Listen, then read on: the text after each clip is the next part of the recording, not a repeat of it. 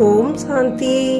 हमारे चैनल में आप सबका स्वागत है। आज आपके सामने शुभ भाव रखकर एक नई कहानी लेकर आए हैं जो आपको विचारों का स्रोत प्रदान करेगी, जिसका शीर्षक है 10 दिन की मोहलत। आइए सुनते हैं कहानी। एक राजा था।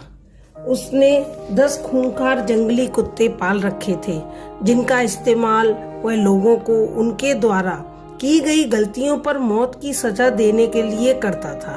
एक बार राजा के एक पुराने मंत्री से कोई गलती हो गई, अतः क्रोधित होकर राजा ने उसे शिकारी कुत्तों के सम्मुख फेंकने का आदेश दे दिया। सजा दिए जाने से पूर्व राजा ने मंत्री से उसकी आखिरी इच्छा पूछी।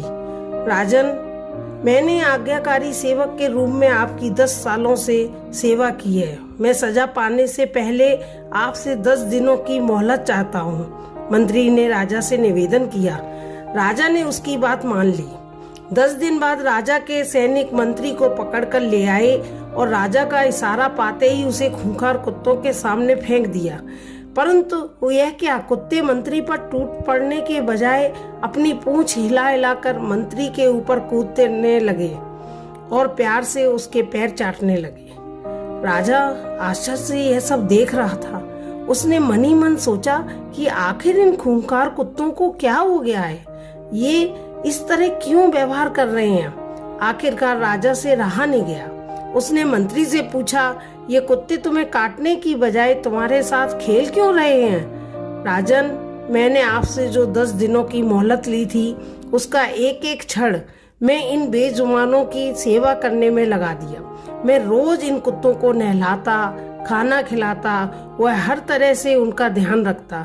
ये कुत्ते खूंखार और जंगली होकर भी मेरे 10 दिन की सेवा नहीं भुला पा रहे हैं। परंतु खेद है कि आप प्रजा के पालक होकर भी मेरी 10 वर्षों की स्वामी भक्ति भूल गए और मेरी एक छोटी सी त्रुटि पर इतनी बड़ी सजा सुना दी। राजा को अपनी भूल का एहसास हुआ। उसने तत्काल मंत्री को आजाद करने का हुक्म दिया और आगे से ऐसी गलती न करने की सौगंध ली।